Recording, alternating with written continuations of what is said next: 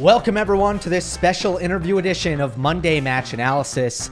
I'm Gill Gross. Today's episode is a conversation with Tom Corrie of the Tennis Insights team, deep diving data analytics on last season. The way this conversation is going to be structured, we're going to talk attack, defense, then we'll go through the shots, serve, return, forehand, backhand, a couple of bonus stats at the end.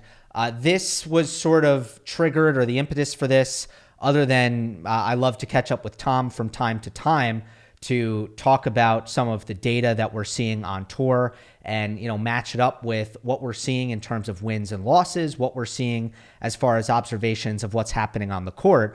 But they did a big thing on Instagram where they were kind of revealing the data kind of year-long insights from last season. And there's a lot to get into. We're going to go even further. We're going to get into detail. If you didn't see that on social media, we'll kind of go through everything here on this show. It's nerdy. It's in the weeds, but I think that's what a lot of this audience loves, and it's what I love. So make sure that you are following Tennis Insights on Instagram. I will say that at Tennis Insights. Also follow me at Gill Gross with an underscore at the end. If you missed the no tennis questions mailbag, I did discuss that starting in 2025, I'm going to start putting up some stuff on Instagram that is exclusive to that platform. So nothing there yet, really, unless you want to see pictures from my Hawaii vacation, which was great. But it's coming soon. Other housekeeping. Coach's mailbag will go up on Monday. That's with my coach, my childhood coach, Chris Lewitt. Also 2025 top 10 prediction. And the next gen finals has begun. Tennis is back. When that is all said and done, I will be I'll be talking about some notes from not only the final of that event, but also observations from the entire field. So that is all for housekeeping. Without further ado, here is our conversation with Tom Corrie. We're joined once again by Tom Corrie, lead analyst at TennisViz, part of the Tennis Insights team. We're going to be going over something that I really enjoyed all offseason long, following the social media channels of Tennis Insights and just looking at the 2024 leaderboards that sort of compiled some of the main metrics that we might be interested in. And we got to see how everybody stacked up. So I just thought we'd get together and sort of talk through some of these insights, and who better than you. So thanks again for coming on, Tom. Thanks, Gil. Great to be here. Always great to talk tennis and enjoy coming on with you. So very happy to be here. All right, so we agreed upon an order before coming on. We're going to start with some of these more like stylistic things. So let's start with in attack. And the leaderboard here, I'm going to go from 1 to 10, and I'll always read them aloud because some people aren't watching on YouTube and they're listening via audio platform. So 1 was Giovanni Pecci-Pericard, Kontan Alice, Chris Eubanks, Nicholas Jarry, Hamad Medjedovic, Ben Shelton, Denis Shapovalov, Alexei Popyrin, Talon Griekspoor, Felix Auger-Aliassime. To reiterate, these are the in-attack percentage leaders. So essentially the most offensive players on the tour, the players who found themselves attacking in the largest percentage of points. And Tom, what caught my eye on this one, and I got that right? Yeah, sorry to be annoying. Yeah, in attack is based on the percentage of shots you're in attack. Shots, so yes, it is points, but you could be in attack in theory in multiple shots in 1 point, right? Okay. But sorry, that's a nitpicky thing. No, please do. Yeah. I appreciate it. There are no top players in there. That's kind of what caught my eye, right? So the most attacking players on tour, that's your top 10. And certainly you have Ben Shelton, certainly have Nicholas Jarry. Like, those are two players who have had success in big tournaments in the upper echelons. But for the most part, you don't have that one-to-one like we would with, I don't know, a forehand quality, for example. You don't have that one-to-one with, okay, the players with the highest in attack are the best players. You don't have that at all. Yeah. Well, you got to give Popyrin a shout out there, Masters champion this year. But I completely agree with you. And Pericard, Could be a future. Well, they could all. They're all good players. I mean, they could all be top 10 players, and obviously some of them have been. In this case of Felix, Dennis getting top 10 at one point? He Question mark. did. I think his career high is number 10. So anyway, but yeah, it sort of speaks to, and you have a high correlation with big servers, obviously, with shots and attack because they, but in case of Pericard, first and second serve is largely creating attacking opportunities or missed returns from his opponent or aces, obviously. So that's why you get these guys picking up near the top. And then I had a thought of like Eubanks would be your stereotypical, well, he doesn't play much neutral. He doesn't play, maybe he will improve it, but he doesn't play awfully well in defense, but he plays a lot of offense, whatever the surface. He goes after everything. So he's near enough. You're like, if someone says, what does an attacking player look like? That's what it looks like. And then I just made a note of Greek Sport, who's like sneaky aggressive. I think like most people wouldn't Yeah. necessarily tell him Greek Sport because he's tall, he's 6'2", registered at that. I've been in locker rooms, so I can vouch. Oh, I'm 6'2", he's about the same size as me, but some of these other guys are bigger than that, 6'5", 6'6", some of them. But he's got a big game, Greek Sport. He's got sneaky big serve. He goes after his forehand. He doesn't hang around. He's not overly interested in long rallies. He's more interested in playing clean tennis and playing it well. So yeah, it doesn't surprise me that these guys were in that list. And it also doesn't surprise me that much that they're not the top 5 players in the world because there's obviously a lot of talk these days about court speed, which is not going to be the main point of this podcast, but you've got to be really good on slower courts if you're going to be those top 5 players in the world. And if you look at those top 5, they are. And I just think in general, you have to be excellent. And I talk about this all the time. You have to be excellent in all phases of the game. And I like to just separate it into three. And you do too at Tennis Insights: attack, neutral, defense. And the best players are going to be excellent in all three areas. Now, if your in attack percentage is ultra high, and what does that mean? Well, let's see. Felix at number 10 comes in at about 28%, 27.9%. So you could essentially say if you're pushing your attack percentage over 28%, it probably means you have to do that, which probably means you're not excelling in neutral. You're not defending with a high degree of success. And I look at all these guys, and I'm glad Holger Rune isn't in this top 10 because I feel like midway through the year he may have been. And you and I had a mid-year chat, and we were like, "What's Holger doing here? Like he probably shouldn't be on this list." So with the exception of someone like that, I think all of these guys have to be here. It's how they have to play for the most part, but that says something about maybe why they aren't the elite players in the game, right? Or, yeah, and in periods, some of these guys obviously have been elite, as we discussed with Popperin winning. Yeah. And Shelton obviously has been highly ranked, and Pericard's on the rise, and obviously Felix at his best was. Um, you also have to be incredibly clinical when you are attacking, because all of the which comes to something else we're going to talk about in a minute, or actually right next. But the Yeah. conversions when you are in attack, what percentage of points do you win? If you're creating all these attacking opportunities and you're executing it well, you win tournaments. But these guys typically, when they play the best players and the best defenders, their conversion score drops. So they'll have a high in attack percentage still, but they won't find ways winning those points. And then you don't become the best. Whereas the people we're about to talk about in the conversion score and some of the other guys, they create the chances and they take the chances against all levels. Yeah, so let's do it. Conversion leaders. So the most clinical attackers in tennis.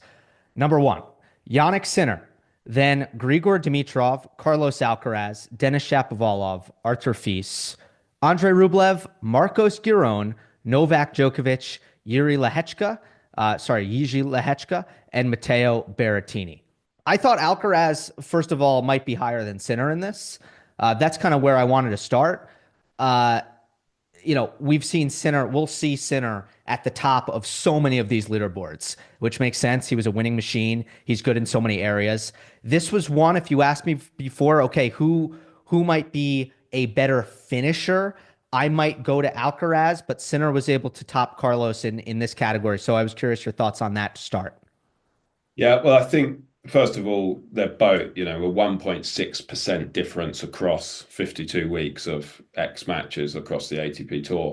So there's not a great deal of difference, but I thought about that a little bit, and part of that is our perception of what converting points are. We often think, because that is often the case, that it's about points around the net, which clearly Carlos is excellent at and has amazing versatility, some of the best ever.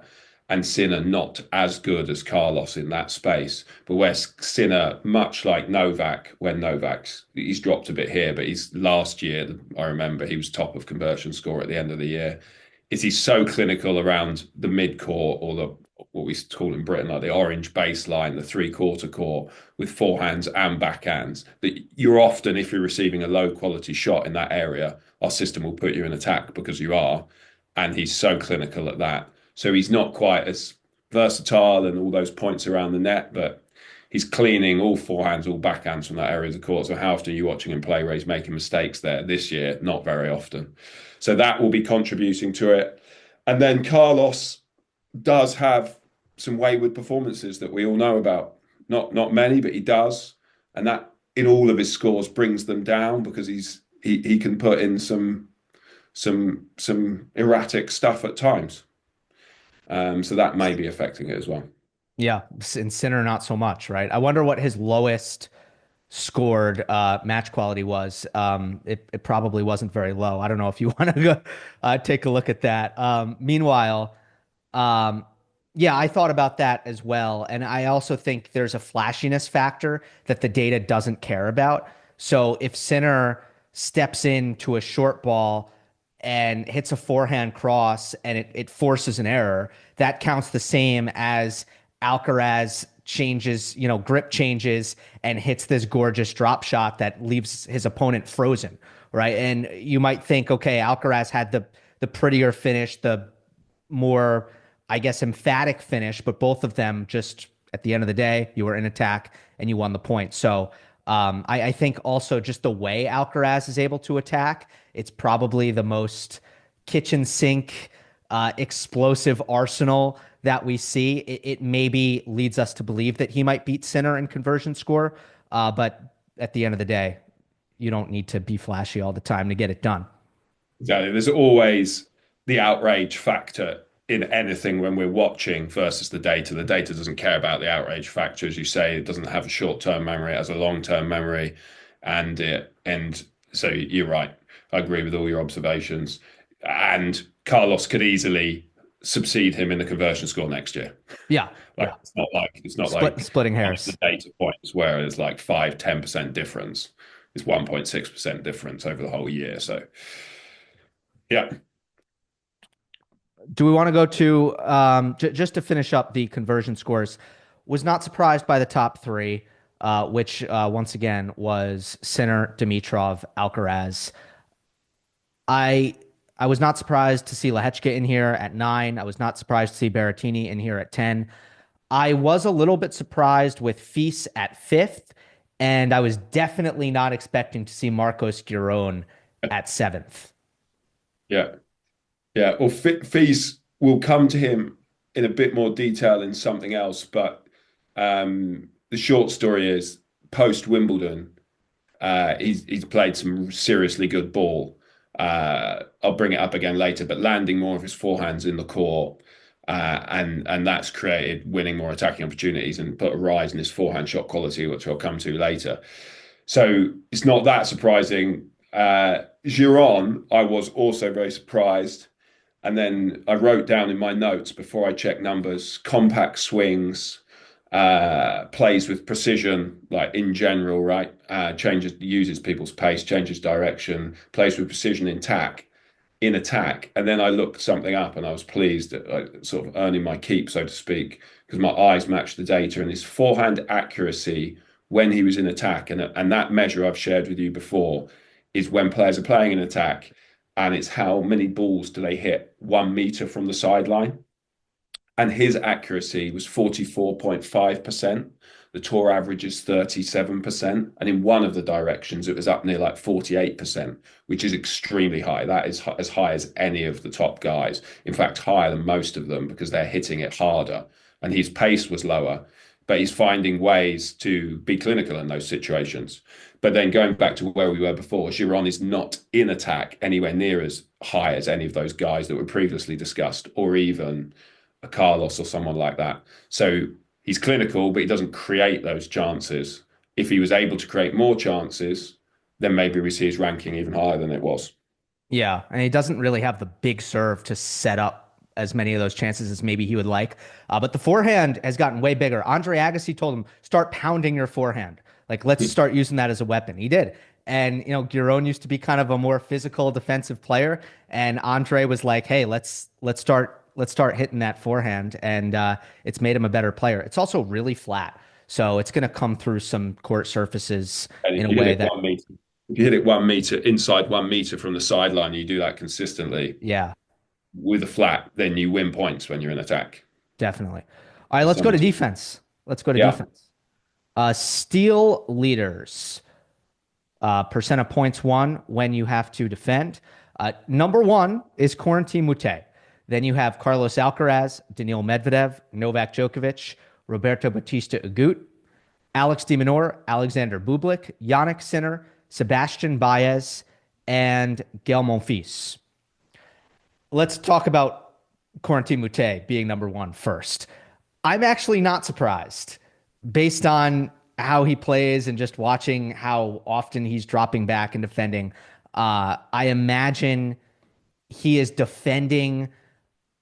I bet he's off the charts in how often he's defending, but he's excellent at it.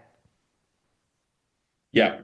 Yeah. I think firstly, when you read off that list, what a shout out to the movers in the game, huh? To the Yeah, athletes, yeah, because that is a serious selection. We put Baez in at 9, a serious selection of people that can cover the tennis court and anticipate and all that great stuff. And Mute is up there with them. As you say, he is in defense. We'll maybe come to that later if we have time, but he is in the defense an awful lot. He's got excellent hands. He always has had. He relies, lots of coaches have probably told him since he's 6 years old, he's relying too heavily on his hands and not enough on producing maybe more reliable ground strokes with his body. And he turns a hell of a lot of points around. There's a slight caveat to that, is that when we're creating the players' averages, we're using their matches in qualifying and in main draw. And he's played more qualifying matches than anybody else on this list, because no one else on this list is really playing any qualifying matches except for Bautista when he's coming back.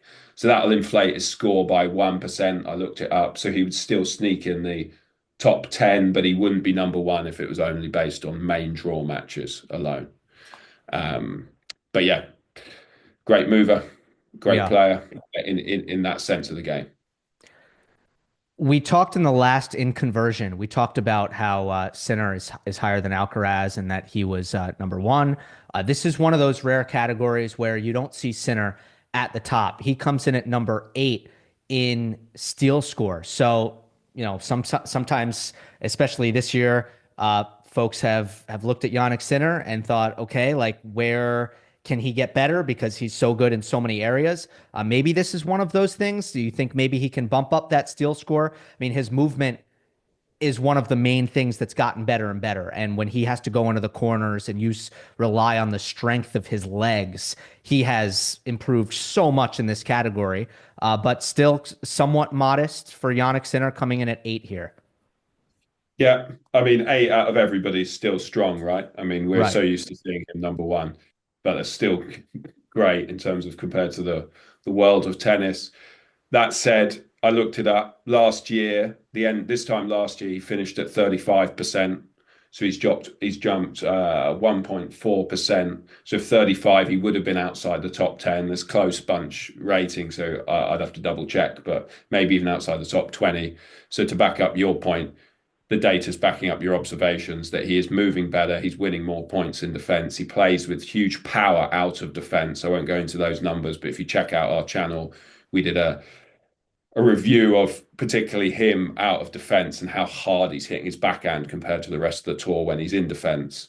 A la Novak on this list, and but even harder. So watch this space, because if he keeps improving that and he goes up another 1.5% in defense next year, there's not going to be that many people that are going to beat him next year either. Yeah. The balls out of the corners, the sliding backhand is so reliable. Yeah, it's good stuff from Yannick. There were a couple surprises here. Bublik shocked me. So Yeah.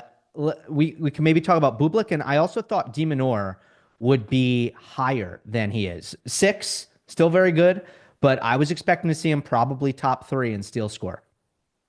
Yeah.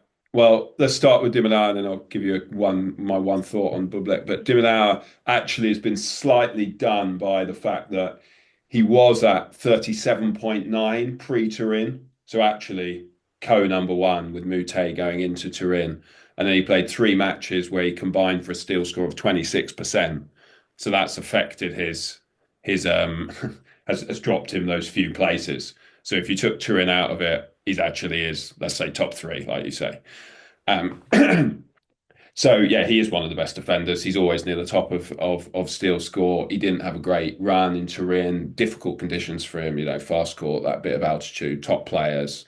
So that brought his score down a little bit. Makes sense. But he'll be back up again.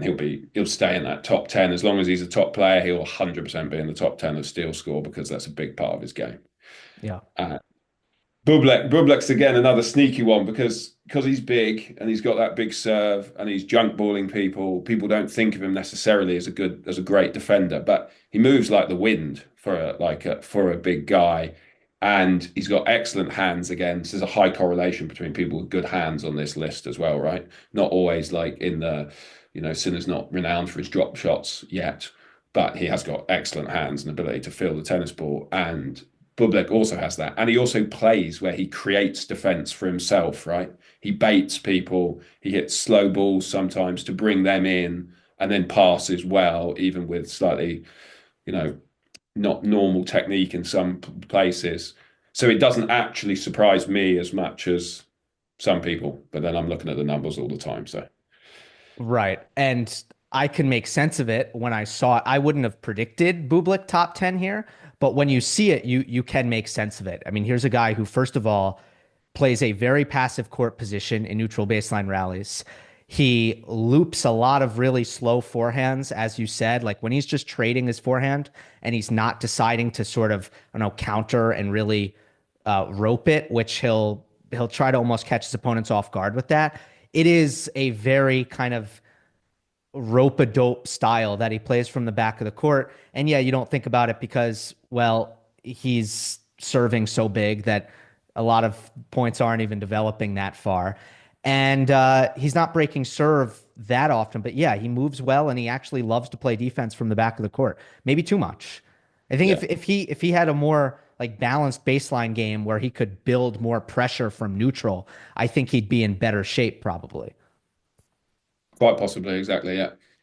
Yeah. All right, let's go now to shots. So we're going to talk serve, we're going to talk return, then we'll go to forehand and backhand, which we'll spend loads of time on. Serve and return will be a little bit quicker because we're only going to look at shot quality. So let's start with shot quality for serve. Okay, Giovanni Pecci-Pericard has the top spot. Then it is Alexander Zverev, Matteo Berrettini, Hubert Hurkacz, Taylor Fritz, Nicholas Jarry, Hamad Medjedovic, Kontan Alice, Brandon Nakashima, and Ben Shelton. Fritz is 5th, and I guess folks have maybe been able to, because Taylor's had so much success, especially second half of the year, maybe coming around to how good his serve is. But for him to occupy that zone right after GMP and Zverev and Berrettini and Hurkacz, who are known as, the bombers, the mega servers. I think Fritz to be right there was eye-opening for me. Nakashima was kind of the other guy who caught my eye. Now, I have actually, as someone who looks at a lot of simple numbers, often like hold percentage and first and second serve win percentage. I have noticed throughout the years, okay, Nakashima is up there consistently. This has to be an underrated serve, but he deserves a lot of credit because I think he's the shortest guy on this list. I think he's only about 6'2", 6'3". Nakashima is a pinpoint server and maybe the most underrated serve in the world, which I'm going to try to change because I've been beating the Nakashima serve drum for a while. Yeah, yeah. When you did a great presentation of something we did before, which we'll redo because fans liked it in terms of putting a serve accuracy, and I can't remember whether it was speed or in percentage on the other axis. I'd have to check, but on a nice plot.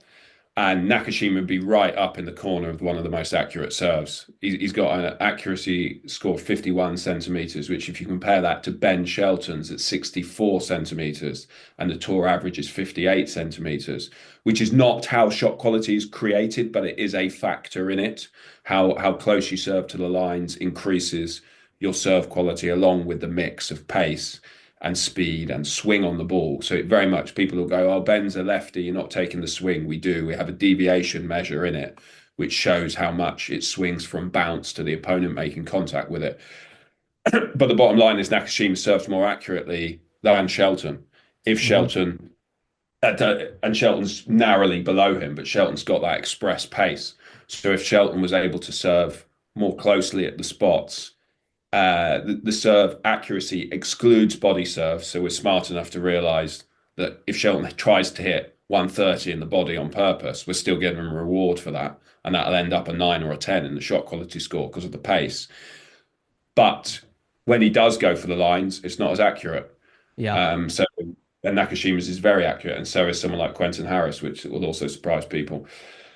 But yeah, Fritz can seriously deal and consistently deal the serve. I mean, which is why he's had the year, one of the reasons why he's had the year he's had. He's also improved in other areas, but he's serving throughout the year on now all surfaces, almost as well as these traditional serve bots, shall we say. Yeah. Yeah. I'll give And it, a notable shout out to Apelka and Roanic, who would have been on this list, but they're currently outside the top 200, so we didn't include them for the post. But they are in the top 10. okay, that's good to know. And maybe we should have said this off the top, but the minimum matches played, I think main draw and qualifying is 10, correct? Yeah, 10 main draw to get on the list. Yeah, exactly. 10 main draw with track. Yeah, exactly. But those Got guys it. have actually done that. But we also put on this top 100 players. And to be honest, they're the only people that break into that. And actually, when we get there, shout out to Gasquet for the backhand. But um, they're the only players on all the other ones that are outside the top that have made it that would have been Yeah. in the, because I mean That- that's not going to surprise anyone. Those two are absolutely dropping serves, silly level. no doubt.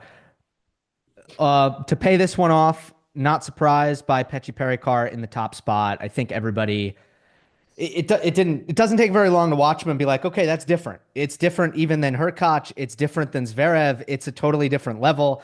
And I mean, I don't think it's that close, right? So his serve quality is 9.5 and Zverev is 8.87. And then everyone else is kind of bunched up very close. So I feel like there's a pretty significant gap even between Zverev at number two, and I've covered his serve extensively. It's incredible that Yeah, the pace is where it is and the percentage of in is where it is. I mean, those two things just generally don't go together. But yeah, I mean, there's a real gap there, I feel like.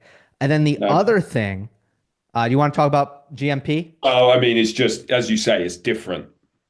When we were creating, we worked before we released it. We worked on the shot quality model for 5 years of training data and tweaking the algorithms, etc., to get it to the stage where we were all extremely happy that we could review a shot like a match, shot by shot by shot by shot, and now it's doing it across millions of shots all year.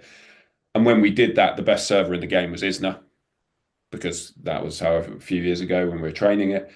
And he would come out with an average around the nines, like 991. And we were like, yeah, that sounds right, because it has to be their average, because that average can't be just, obviously, if you were doing like the FIFA cards, Pericard serve would be a 10 or a 10 plus, but you can't have it as an average because it's a real number that when we're playing out broadcast, there's a real number ticking on behind the scenes that the players can see on the tablets and everywhere.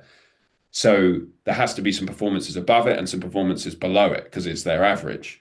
But Pericard is, I mean, he's serving, as it's been well documented, which we were responsible for some of those speeds going out online and to the commentators. But his average second serve speed, I'd have to double check, but it's like 1, 2, 3 miles per hour. And that's his second. So that has never existed in the sport of tennis. He's breaking the algorithm is basically what you're So saying. he's producing numbers. That's scary. So long may that continue, because even though I know big servers not everybody's cup of tea, it's good to have some of them. And Yeah. if you're going to have a big server, you may as well have someone that's doing something that's never existed in the sport, because that's fun for everybody.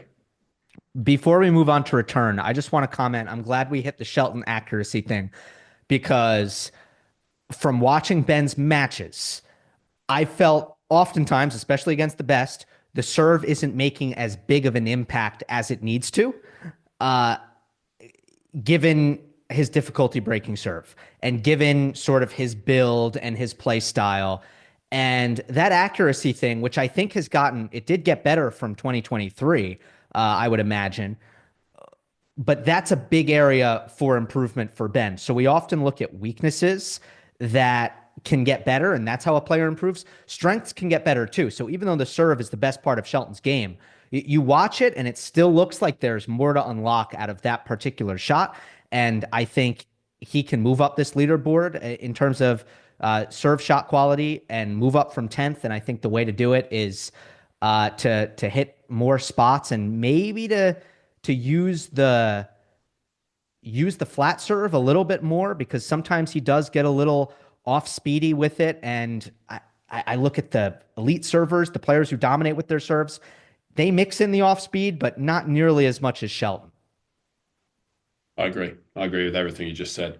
Not gonna add anything if he. Yeah, I mean, because he's a lefty. So I said I wasn't going to add anything, but because he's a lefty, it's slightly different, right? Because they swing it more because of the game, and Mm-hmm. they're playing righties most of the time. So he probably won't go pure heat like a Berrettini will as often. But what you said at the start, I completely agree. If he hits the spots better, he'll hit more aces, he gets a higher shot quality serve, he'll find it easier to hold serve. It's Yeah. like pretty simple. All right, let's go to return. Yannick Simple, Sinner. simple in theory. Sorry, don't want to gloss over and assume that this game is easy. It's not bloody easy. Right. But these guys are the best. It's simple, simple to talk about, hard to execute. Yes, no doubt. Return shot quality. Sinner, Medvedev, Alcaraz, Djokovic, Zverev. That's your top five. And then we have Alex de Minaur, Tomas Mahach, Taylor Fritz, Jack Draper, Tommy Paul. All right.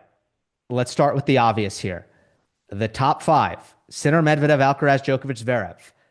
These are the top five players in the world. These are the best five players. So I think there's a philosophical discussion to be had here, Tom. Why are all the best players the best return shot quality players? Yeah, well, I mean, I think one of the things I wrote down here is that to be an elite level returner, you have to be incredibly skillful because you're playing balls largely, as we've just talked about, off pace. And also you're playing balls in awkward areas, right? You're playing on the stretch more often than in the rally when you're receiving first serves off these players. And then you have to be incredibly skillful in the hand and in the arm to deal with that. And then you have to be incredibly athletic to deal with that as well.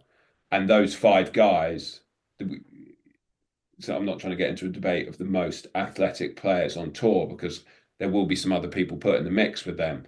But in their own ways, they're extremely athletic players and undoubtedly extremely skillful players.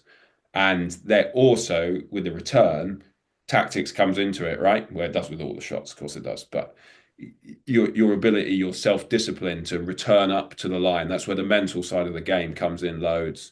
To brush off any issues you've had in the match, stand on the line, and then have the desire to put the ball back in the court, despite playing some of these unreal servers. It's undoubtable that those guys have got excellent mental skills as well. So it's chucked in the mix. So Yeah. Yeah, that's my theory. I mean, in terms of the numbers, the reason they're higher up the list is they make more returns. They make more returns with quality, so landing in the spots deeper in the court, away from the middle of the court when it's second serve returns. They have good pace on the returns. They all do it in slightly different ways, right? Mehdi's obviously standing deep. Some of the other guys are standing up at different points. But yeah, that's my philosophical stuff about the level of skills and the level of athleticism that these guys possess. Yeah, and I'm with you. I think there's a chicken or egg debate here of are they winning a lot of matches because their return is great, or is their return great because they win a lot of matches and they're great players, so their return is great. And I actually kind of lean, and I hope that made sense to those listening. I actually lean the latter. I think the return is the hardest shot in tennis. You need to have, again, great balance and great coordination, great technique off of both wings. You need to be able to trust yourself to win baseline rallies, and that's where the intention and your targets come into play. And I just think normally the best tennis players are going to have the best returns. Um, and I The think only that, I do completely agree with that. The only caveat I'll always put in when we're talking about the shot quality numbers, because some people, and I don't think you do, but some of the Mhm. fans who are new to it haven't quite understood that we are isolating the shots when we produce those numbers. So it has no bearing on your Yes, second serve return points won to have a good shot quality. It's the return in isolation of how often that ball goes, combination of consistency of how ball that goes in, because you get a zero if you miss the court, but also the speed, the spin, the depth, the width, the accuracy, and how good it is the incoming serve. So I do agree with what you're saying still, because if you back yourself in the rally, you're not going to take so much risk with the return. And all these guys back themselves in the rally against anyone. right. No, that's exactly what I was referring to. You're not going to see a Daniil Medvedev return strategy from Hugo Humbert or Francis Tiafoe because they don't want to spend the next four shots of the rally running and trying to recover a court position. Like that's not what they want to do. Medvedev's okay to do that. Alcaraz is okay to do that and has the speed to do that. So they might be able to back up on the first return, particularly on clay for a guy like Alcaraz. We can go on and on and on player by player by player, but I'm also glad you made that point about isolation.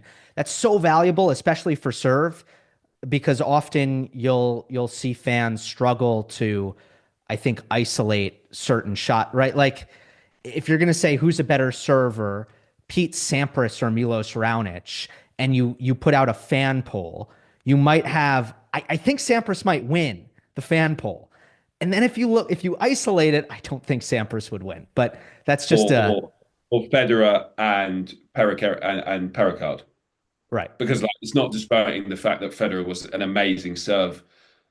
He had a great serve and an amazing server. This is a debate I've had with someone else on the podcast. Like if you talk about server ability to make clutch serves, serve well at four all deuce in Wimbledon, all that stuff. But that's not what shot quality is measuring. Shot quality is measuring the heat on your serve and how consistently you do that.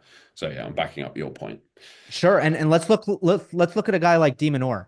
He is sixth on this list, even though he was the return points one leader. So nobody broke serve more often than De Minaur. Nobody won against the first serve more than De Minaur. But if you just isolate the return, he is behind five other players. Yeah, exactly. And then if you and did you just say that about his break points? Because his break points conversion is extremely high, if not one of the Hmm, highest on the tour. I didn't look at Um, that.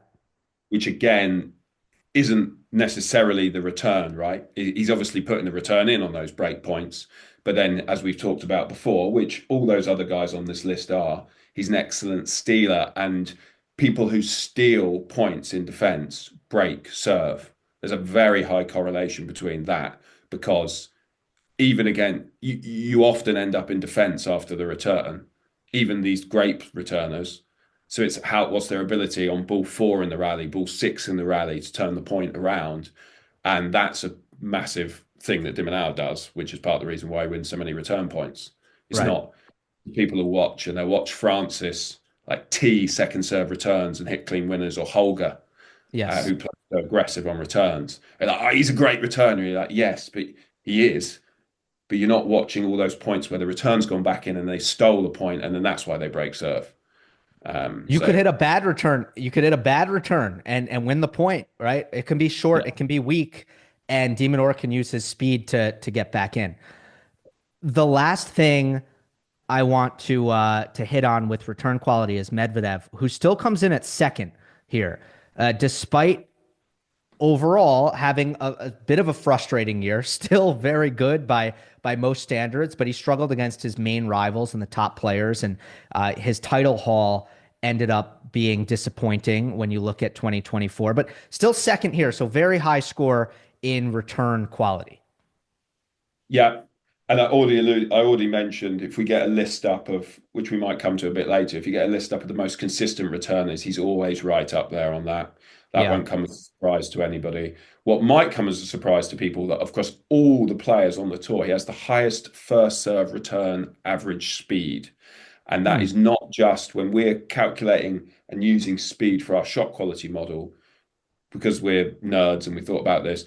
We take the speed at three places. We take it off the contact, we take it as it crosses the net, and we take it as it bounces on the other side. Because some people might be like, oh, he's standing back and he's just hitting the ball hard off the racket. But by the time it gets to the opponent, it's decreased so much because he's playing far back, which is partly true, obviously. But that's why we do that with shot quality, because we don't want to overly reward people who are standing on the back fence. So he has that incredibly good speed. And then another area we looked at, which indirectly goes into the shot quality, is how effective he is with his returns.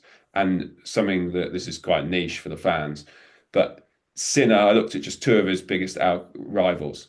So we have something called serve effectiveness, which is after your serve, you've talked about it before, Hmm. after your serve, what percentage of your shots are you in unreturned or in attack? Because that's what people are trying to do with their serves. They're trying to make them miss and create attacking opportunities.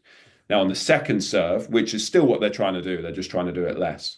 Sinner averages 23% of his second serves where he's made them miss or he's in attack, versus Medvedev, that drops to 19%. Carlos averages 25% of his second serves where he's made them miss or he's in attack, and that drops to 22% versus Medi. So Medi, with that second serve return, as well as the first serve speed I've talked about, with the second serve return, he's able to put it on a length or in awkward spots extremely consistently. So he's not doing Holger. He's not blasting winners. You don't see that very often. You do see him hit winners when someone tries to serve volley versus him. I know not all the time, because serve volley is a Hmm. good tactic versus Daniel. But again, it's not that easy when you watch it. When you watch closely, he's dealing with it very well. So yeah, his return has stayed high. His other stuff, last year it would have surprised people that his forehand shot quality, I'd have to double check, but it was inside the top 10. It's now not, because he's missing more. He's Yeah. not hitting as accurately as he was. There's been all this debate about the ball speed and whether that's affected him, but his speed of his forehand has gone down, whether it's the Yeah. balls, whether it's the shoulder, whatever it is, it has. So he's dropped in other areas, but his return score has remained high. Yeah, looking at this for me, it's reinforced what I've felt about Medvedev's year, which is that it comes down to how how much the serve has deteriorated as a big weapon, where it's just not getting him cheap points or easy points like it was. And the forehand, just the ability to generate. And I've noticed, I feel like he's tried to force the issue on it. I guess, the speed has gone down, so that goes against that, but he's missing more. And it used to just be a consistency machine, and that's fallen off a hair. So that's the Medvedev side of things. Let's move on to the forehand, where I think we also might get some Daniil talk in. We don't have just quality for forehand and backhand. We have speed and spin. We have winners and errors rate. So we'll try to get through this a little bit quicker, perhaps. But just in quality, it's another top spot for Sinner at 1. Then you have Novak Djokovic, Carlos Alcaraz, Grigor Dimitrov, Alexander Zverev, Lorenzo Musetti, Andrei Rublev, Stefanos Tsitsipas, Casper Ruud, Miomir Kecmanovic. Uh, let's start with Djokovic at number 2. I want to talk about this because it's a little bit underrated. I've seen it firsthand. I actually ranked forehands earlier this year, and I think I put Djokovic at 2 or 3. I put him above Andrei Rublev. I put him above a lot of guys. I got I got flamed in the TikTok comments, Tom. They were like, and we got to get this up on TikTok so we can set the record straight. People are like, Djokovic's forehand isn't anything special. And yeah, it's like, let's look at why it is special. Why is it number two in forehand quality? Yeah, to do those ratings without any data is always gonna it's always gonna, but that's what you enjoy doing. So Yeah. that's good fun. I mean, the numbers this year hasn't been his best year, obviously, across all areas. But even in his forehand, it hasn't been his best year. So his in percentage slightly down. Speed is pretty similar, but his in percentage is always. We'll come to some of the in scores in a bit, won't we? But it's always high. But what shot quality is doing, and the reason we put out the speed and the spin and the winners and the errors, which we will talk about, is shot quality is a smarter level than all of that because it's got all that baked into it. And one of the things that shot quality does is it rewards you for playing really good forehands from difficult positions, and it punishes you from missing easier forehands from more comfortable positions. Because ultimately, when you're missing forehands up the court, that is a bigger mistake than being on an extreme stretch, not getting to the ball and just like tipping the ball off your frame. You can't punish people for that because it's actually not really a reflection of their forehand. It's a reflection of what's happened in the point. The reason I've made that point here is Novak has always been, certainly the last few years, as he improved his attacking tennis, one of the most clinical attackers on tour, like Sinner this year. He doesn't very rarely misses short forehands when he has the chances. His ability to defend, despite what I've just said, his ability to defend with his forehand has always been one of the best. Backhand amazing, but forehand defense Mhm. amazing. Court coverage, his ability to slide into it, his ability to change direction and take from a neutral position, take it early, change direction down the line, remains one of the best, if not the best on tour. So you put all those things together, and it's actually, if you watch him closely, it's just one of the best shots in the game. And some people live in the past and they go, well, back when he was battling Rafa, it was his backhand. And it's like, yeah, but some of those things were 10, 15 years ago. His forehand, if you watch the last 3 years, the year before this one, where he was dominating everything, he's lighting it up with his forehand. And all the players know. His average speed was over 80 miles an hour for a lot of the stuff. And they all talk about it smothering them. It's just Yeah. not It's just not got that Jack Sock revolutions on it that some people want to see, but that doesn't mean it's it's not an unbelievable forehand. Right. And it comes off looking very smooth and he doesn't grunt very loud. Like Rublev's forehand just screams violence and effort. And for Djokovic, the production is a little bit easier. And he also has come up with this reputation as a less attacking player because of his athletic prime days. And then it takes longer for people to adjust to what's actually happening nowadays in 2024. Uh, what about Zverev? Let's talk about him. He's at fifth. Yep. That's high for a guy who I know in the locker room, the game plan is always going to be on a big point, make Zverev hit forehands. Be careful with that backhand. You want that, that forehand is going to leak you the error. It's going to leak you the short ball that you can attack. But man, fifth in forehand quality for Alexander Zverev, even though it's known as a relative weakness. Yeah, and there's a few things at play here. Firstly, if you're talking about clutch points versus the top three players in the world or whatever, which let's face it, is most of the tennis where people are watching Zverev, I wouldn't disagree with that as still a game plan. Because against those guys in those moments, it isn't the most biomechanically natural shot as his backhand is and his serve, first serve particularly, and even his returns is. So I don't disagree with that. But what we've got to do is, like you said at the beginning, is the data is based on, I'd have to double check the total number of matches he's played this year across the ATP tour, but The every single most, by the way. By the way, the most. Yeah. yeah. Every single shot he's hit across the ATP tour is tracked when it's going into this measure.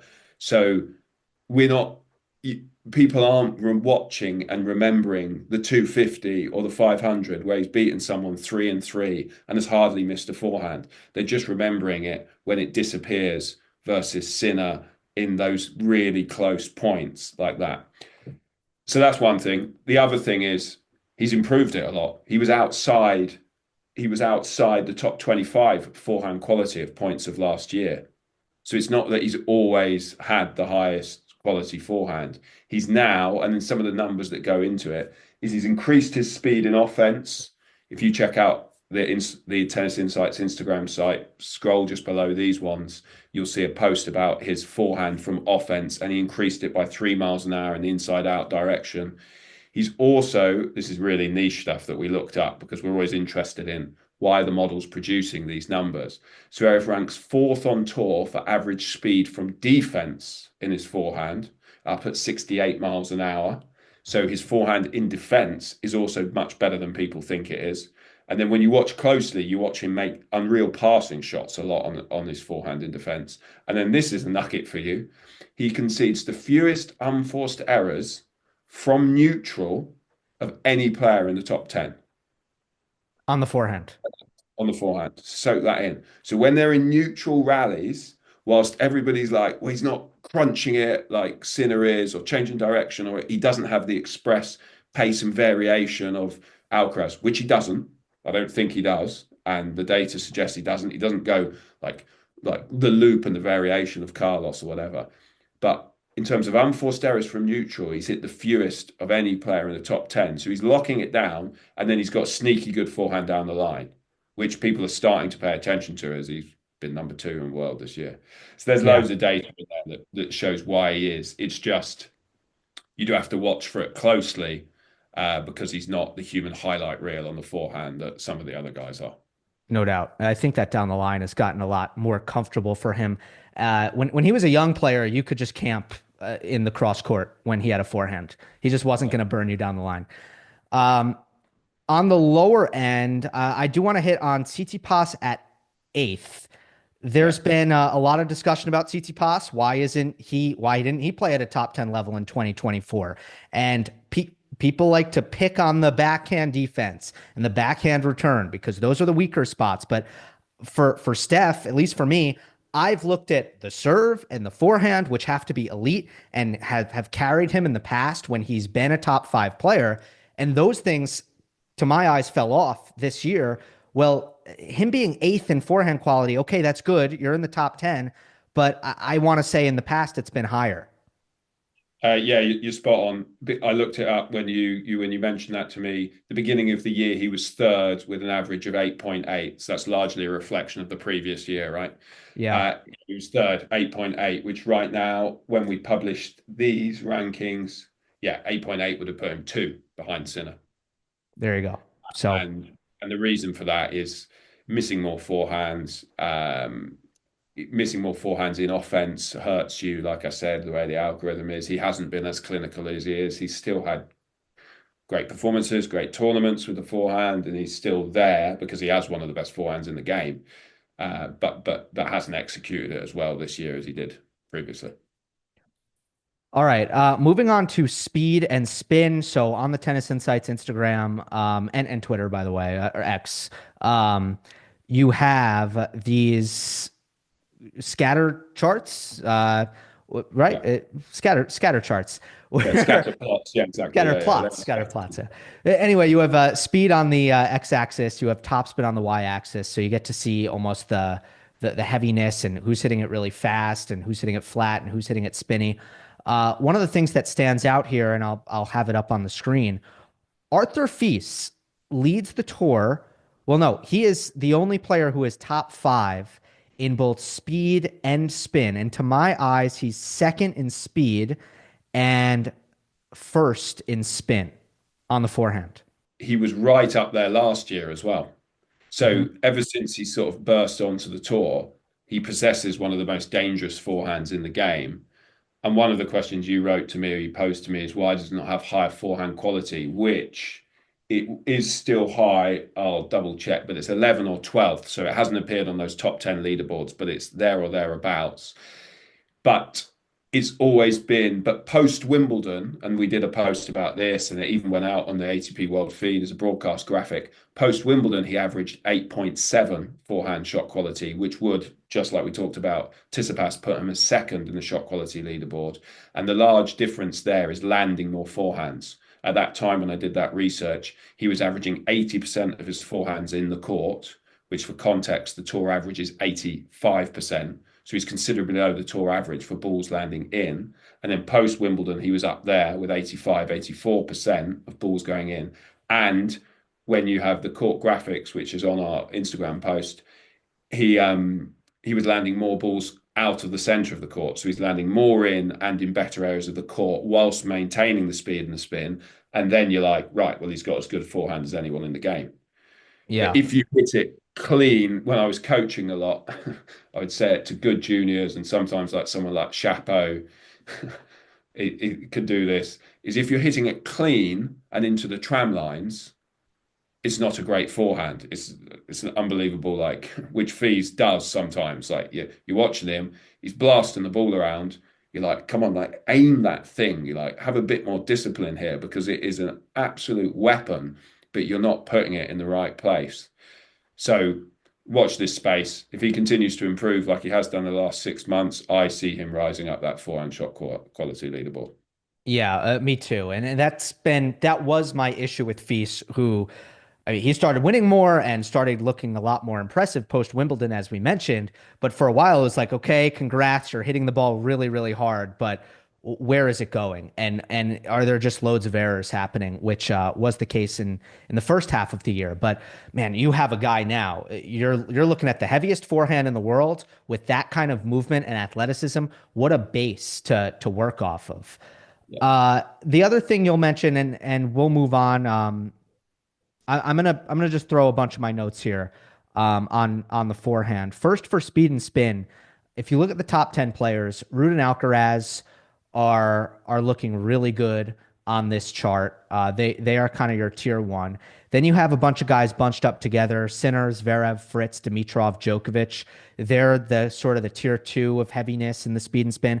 And then Medvedev and De Minaur are kind of in their own category as the soft hitters of the forehand within the top 10. You'll see them sort of separated away in sort of a tier three. So that's how it's one thing that I kind of took note of.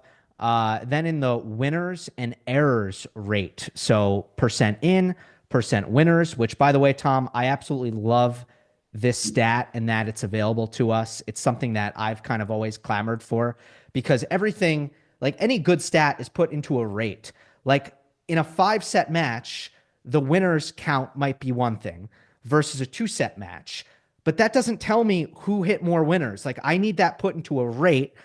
And now I can say who had the more deadly forehand day. So over the course of a season, it's even better. So I just want to throw that out there. But you'll see kind of Ali's winning the Ball Basher Award because he was number one in winners, bottom three in consistency. Yeah. Fonseca stood out because he had the third best winner rate out of everybody. So it is a nuke. It's also way below any top 10 player in rate. So he does need to start making more if he's going to win more matches.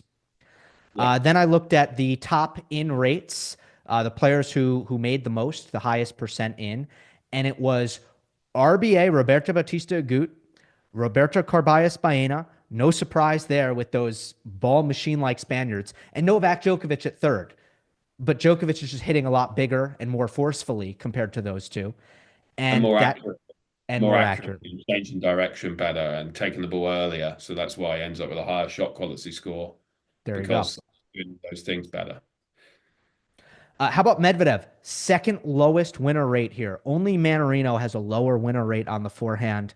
But another thing I noted with Medvedev here is that his steadiness is not as high as you'd think. Yeah.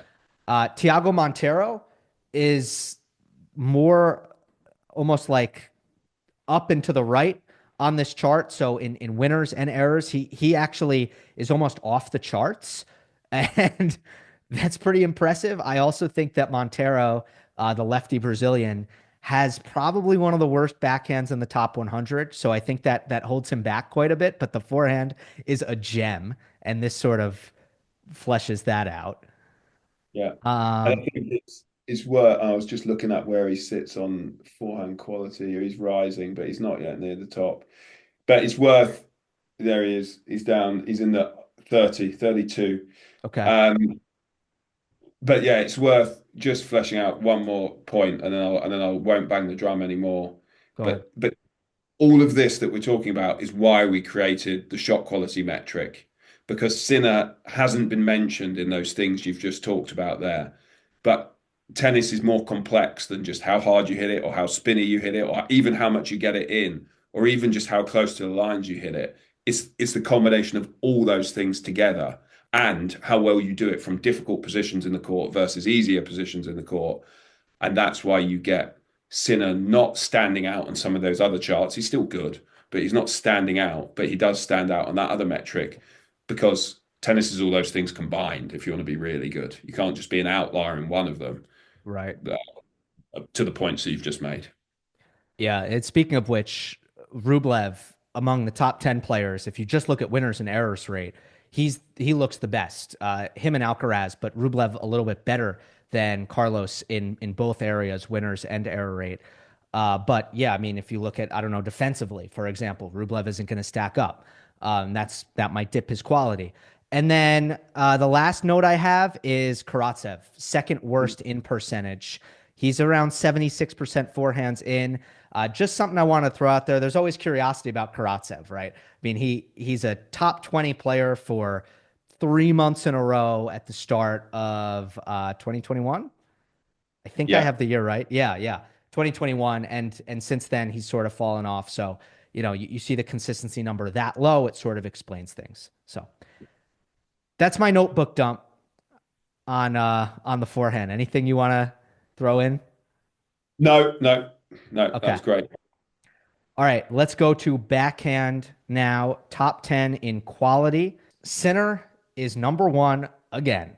Then it is Alexander Zverev, Novak Djokovic, Carlos Alcaraz, Daniil Medvedev, Grigor Dimitrov, Tomas Mahac, Jack Draper, Taylor Fritz, and Casper Ruud. This is another category where the top players, they've got good backhands, generally speaking. Surprises. Dimitrov. I was surprised to see Dimitrov at sixth. He's another guy who I think if you look at, okay, what's the game plan if we're playing Grigor? Let's make him hit backhands from the back of the court. Let's make him hit passing shots on the backhand. Like I remember when Tiafoe played Dimitrov at the US Open, the game plan was clear. Every short ball is an approach shot to the backhand. But he was very high. So why do you think Grigor was so high in backhand quality? Yeah. Well, again, it's not to say that he doesn't have poor days on the backhand, and it's not to say that it isn't the go-to play, because forehand's even better. But across the whole year, he's had his maybe, and I'm speaking out of turn because I don't have all the data on this, but I was going to say maybe his steadiest year, one of the steadiest, certainly one of the steadiest years of his whole career. And the coaching team have done a great job refocusing him, improving his game plan, making him more steady, and then that's reflected in these numbers, because he has an excellent slice. We'll come to that a little bit in a minute. He makes an extremely high percentage of that across the year. Yes, it might get exposed by the occasional net rush or whatever. And then when he hits his backhand topspin, he's smoking it, which comes out of the other data we're going to come to in a minute. So those things together, not missing slice backhands and keeping the ball low, which gets rewarded in the shot quality model, and then smoking the topspin backhand when you do hit it, means you end up with high scores. So that explains that one a little bit. Okay, I I think like it. you're about to mention Casper, also a bit of a surprise to make the top 10 numbers. We'll give Gasquet his noteworthiness, because actually he is 5 or 6, so either pushing Dimitrov down and therefore pushing Casper out of the top 10. But Casper also, obviously, he plays a longer season on clay than on the other players. On clay, he makes 90% of his backhands in the court, which is extremely high. When you're talking about the other guys, even these guys on there, they'll be high 80s. So he's got one of the most consistent backhands in the game when he's doing that. He's improved his ability to hit down the line. That has been well talked about, because it used to be just a cross court machine, and then he'd leave it in the middle of the court, and then people would get their forehands on it. He's improved that. So it's still not the most damaging backhand in the game because of the way he comes under the ball and shapes the ball higher. One of the higher spin rates, one of the higher over the ball, sorry, trajectories or net Yeah. clearance rates. But it's getting rewarded in the model as he maintains his consistency and yeah, and has improved that shot. It makes sense. It's probably not as big a weakness as most people make it out to be. The Casper Ruud backhand, he comes in at number 10 here, just in case anybody missed that. And yeah, it's just another one that you want to look at because it is sort of the go-to place. And I still think the best players can pick on it. I still think in a baseline rally against Sinner and Alcaraz, it's a little slow. It just gives them a little too much time, and they can sort of have their way. But against most of the tour, you don't have that problem. Um, Sinner at number one, I just want to shout out that I feel like there was a pretty big gap between him and Zverev. Sinner at one with a quality at 8.46, Zverev at two with 8.13. So that's some decent distance there if you look at everybody else. Do you feel like the data is pretty significant in terms of anointing Sinner as the number one backhand in the world? Yeah, yeah, yeah. It's the biggest gap of all of the shot qualities, except for the serve. We talked about Pericard. Yeah. Yeah, it does. I mean, but again, to pinpoint that down to a few succinct numbers is very difficult because it's taking into account all those things we talked about. So sliding into the backhand wide and pinging that passing shot off a really good shot where he's technically in defense or even extreme defense gives you a higher boost in the algorithm than just making a backhand from attack. But he does all of it well. I Yeah. mean, you watch Turin, just watch the highlights and watch him ping balls cross and line off anything, and then just be like, yeah, he's cooking that backhand at a level that others aren't in the last 52 weeks. Right. All right. So we've got speed spin, we've got winners errors, and then we've got some slice speed spin as well to get into. So I'll go notebook dump style, and Tom just interrupt me at any point, okay, if you'd like. So first of all, for speed spin, Dimitrov is the only guy top 10 in both speed and spin on the drive backhand. So as you mentioned, when he hits it, he smokes it. Now I wonder how much of that is influenced by the fact that whenever he's in any bit of trouble, he just slices. So he's only really hitting it when he gets the ball to do it off of, and that's going to help his number here. It plays Yeah, in. I would challenge that slightly, but by largely I agree with that. I'll challenge it slightly that when he does play passing shots, which, yeah, you've pointed out a good match where it wasn't successful, but when he does play passing shots, he rips most of those because, Yeah. yeah, he will play the chip dink as all good one-handers do, and when someone comes in, but he also does smoke it sometimes from, let's say, 40-60 down. If he's like 80-20 down in a point, then he'll chip it most of the time.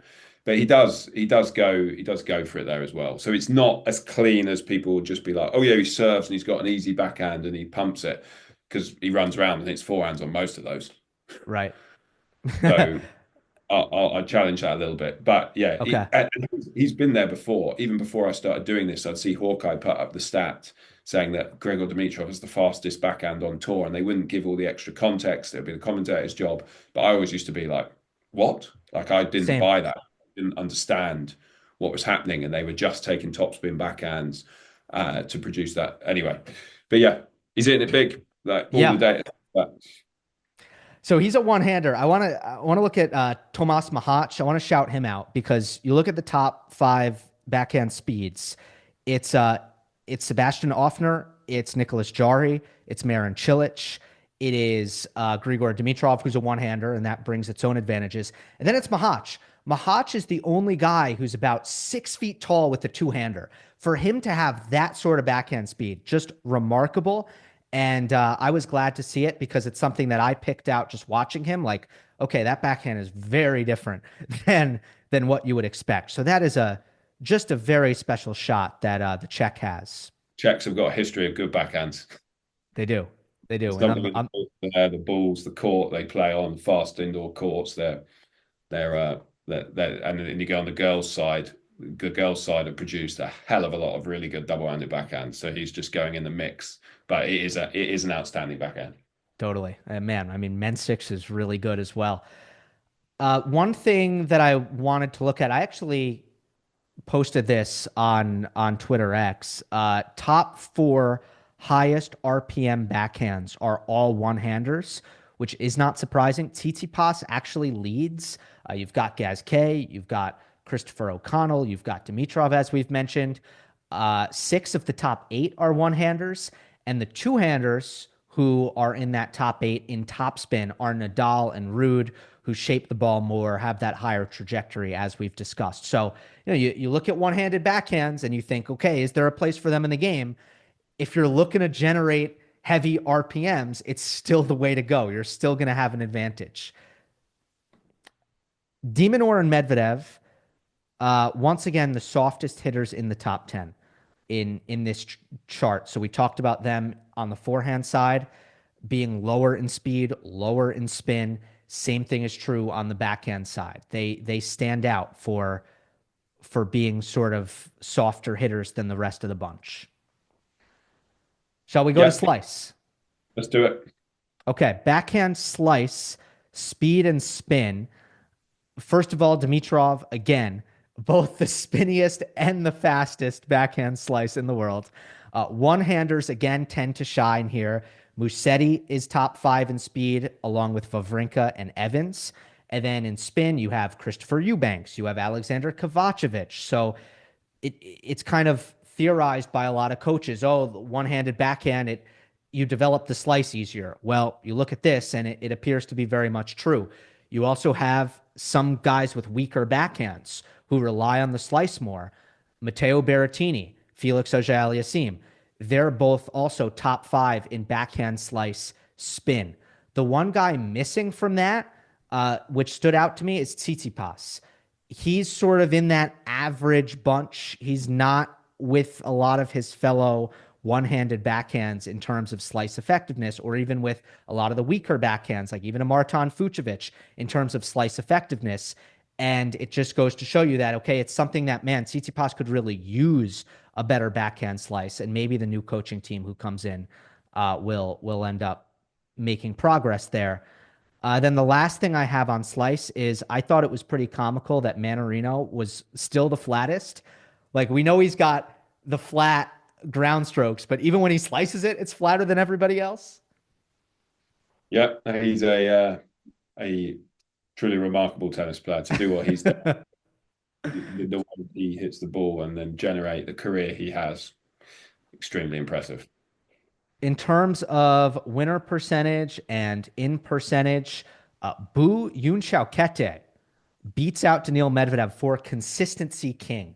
He had the highest in percentage in the world on backhands. I imagine the sample size in matches is a little bit smaller than most, Yeah. but it explains a lot of his, or one area of his great success in the last couple months of the season. Bu Yunxiaokete. I was really glad to see Zachary Svida in here because his backhand is as clean as they come. I mean, he's one of my favorite guys to watch at the challenger level. Hopefully he's able to rise above that at some point. But he barely misses a backhand ever, and you can see it here. And Gasquet, incredibly consistent and pushing up pretty high on the winner's rate as well. So more love for the Gasquet backhand. Yeah, absolutely. Yeah, and this is where Medvedev has made his money for years, right? Like his Right. backhand is always incredibly solid, incredibly good in defense. And even this year, like we talked about, not his standout year in terms of titles, is still shone in terms of consistency and yeah, and Boo has done it for the last 4 months or 5 months where he's been playing on courts with tracking data, and he may well do it for the entirety of next year. But Medi has definitely done it for the entirety of the year across whatever it is, 60 plus matches. So, Right. And there cool. was some confusion, I know, in the Instagram comments, at least from one person, seeing Medvedev pretty low in speed and spin and so high in quality, and they're thinking, well, how does that happen? It's like, okay, well, he doesn't miss, and it's always deep, and it's so good in defense, as you mentioned. So Exactly, yeah, yeah. Let's look at the high winner rate, guys. Again, you don't have any top players here. You don't have any top 20 players here, at least. You have Alexander Shevchenko, Hamad Medjedovic, Alejandro Tabilo, who's probably the best of the bunch, Yannick Hanfmann, Lucas Klein. I just find it interesting because we talked about how sometimes the hyper aggression means you're compensating for something, but also if you have a really, really dangerous backhand, it's still not as impactful as a really, really dangerous forehand. The actual number in terms of these winner rates are under 6%. They're a little over 5.5% in terms of winner rate. And that's if you have a elite, elite, elite backhand. Yeah, that's the sport though, right? It's like the forehands, even if people with worse forehands do more damage than people with the best backhands. Yeah. Because if you look at, as you've just pointed out, 5.5% for the backhand, and then you go on the winner rates of like in the bottom 10%, you're still at 5% of winners from the forehands. So I know I've just said a lot of numbers there will confuse some people not looking at the charts.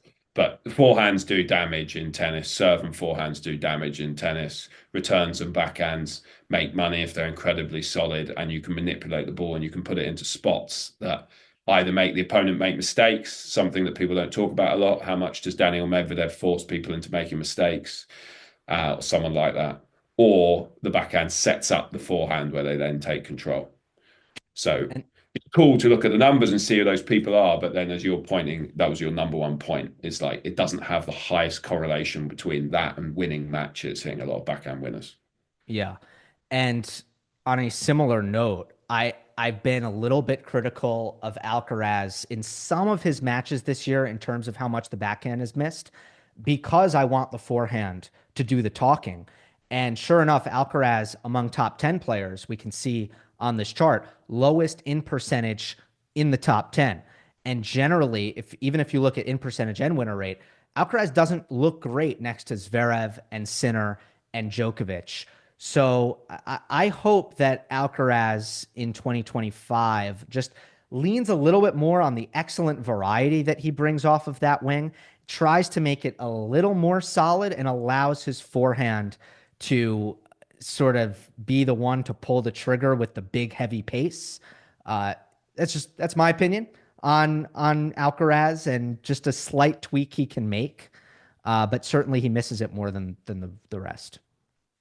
Um, and then Djokovic, higher winner rate than Zverev, Sinner, and Dimitrov, but he doesn't necessarily hit it bigger than Zverev, Sinner, and Dimitrov. So is that once again down to precision, down the line rate, taking it earlier, all of that stuff?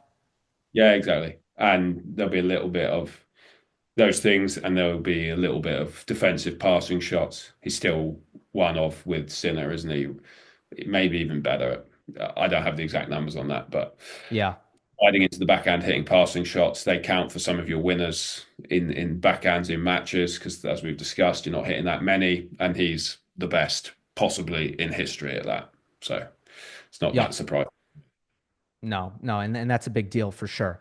All right, let's finish off here with some numbers that I asked you for that didn't get posted to Instagram. So we'll call it Monday Match Analysis exclusive. I asked you highest in defense percentage. I'd like to know who is the most defensive player in tennis. Who plays the most in defense? I tell you what, you'll guess a few of them, but there's one down there you would never have guessed. Well, the most 10 match minimum, as we talked about before, across the tour, is Mute. There you go. Mute, 31.4% of his shots is in defense. So if he has to steal a lot, otherwise he's not winning any matches. And then you have some other people in there with defensive court positioning you'd expect. Gasquet's actually down there. Musetti is down there, which might surprise some people, but when you watch him closely, he plays deep. Altmaier's down there, Gaston's down there, Munar is down there, 26.7, Monfils down there, 26.6. And then this is the one that will surprise you, is you get Pericard down there because largely, which makes sense when you stop and think about it, he's at 30%.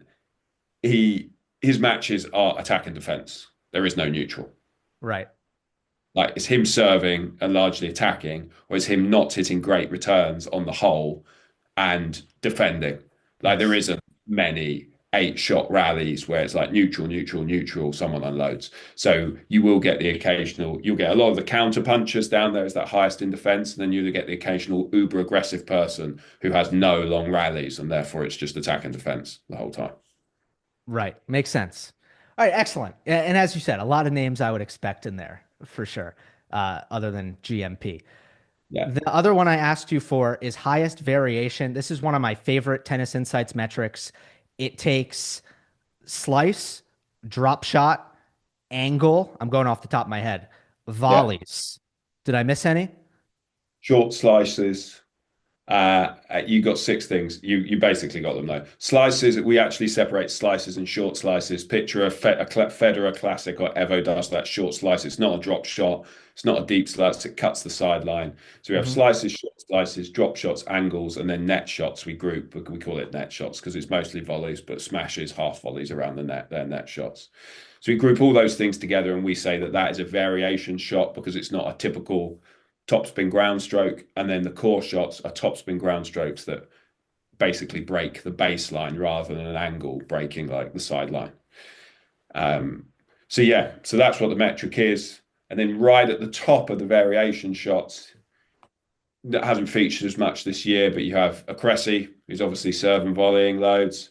And then just below him, you have your man who's come up quite a lot on this podcast, Mute, who's chucking in all that variation. Evans, Vavasori, Dimitrov's up there because of his slice. Max Pucel's up there because of his ability to come forward and crush and rush and serve volley. O'Connell again from his slice, and then like Bublik up there because he's playing those variation shots. So there's no sort of surprises there. But what's interesting is they're not necessarily, you have a higher correlation. Like Sinner is 88.7% core shots, which is right up there with the top. And of the top players, that's the highest, someone that plays with core shots. And you have And Rublev up there in that mix. so just to Medvedev be up. clear, that's lowest variety score. Sorry, yeah, 88% core shots, which is 88.7. It's 11.3% variation. And Mute was playing 40 something percent variation. So it's a huge difference. So you don't have to play with great variation. That's a myth. Like Sinner has sneakily improved and added 5 shots a match where he played Medvedev. And I tweeted, I was covering the match for broadcast in one of the roles we did. I was watching him play Medvedev and I was like, he doesn't usually slice that backhand. And I watched it like 3 times going, he doesn't usually slice that backhand. And then I checked my metric, which is tracking in real time in a dashboard next to me. And I was like, yeah, it's like 8% difference, his variation versus his usual. So he is doing it, but it's still only going to be a handful of backhands in a match where he's chipping it in there rather than driving it. So I don't want to say he can't play variation and people go, you're not watching closely, but I'm just telling you, you can be bloody good at this game by not playing a lot of variation. Yeah, I mean, look, Yannick Sinner keeps it simple. Like, let's be honest. He's not gonna get really complex with his patterns and his ideas. But simple, if it's executed perfectly, is gonna get it done. All right, that's great. And then here's the other one I asked you for: returns in percentage. Yeah, I just find this really look, the majority or a massive percent of rallies on tour is just the serve, right? One shot rally. And it's which returners can avoid that and at least extend it to two better than yeah, anybody else. yeah, exactly. And you have this one you wouldn't have picked, but you have Munar number one, 84.1% return first serve returns in. And then this sounds like we're on some kind of weird tribute, but Mute is up there. Number two. We have Norrie up there, 81% of first serve returns in.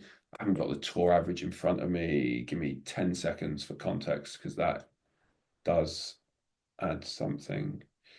I've got it. I've got it. Tour average first serve returns in is 62%. So when these guys are doing what the numbers I just said, apologies, in the 80s. That's freakishly high. 62% first serve returns in there doing in the 80s.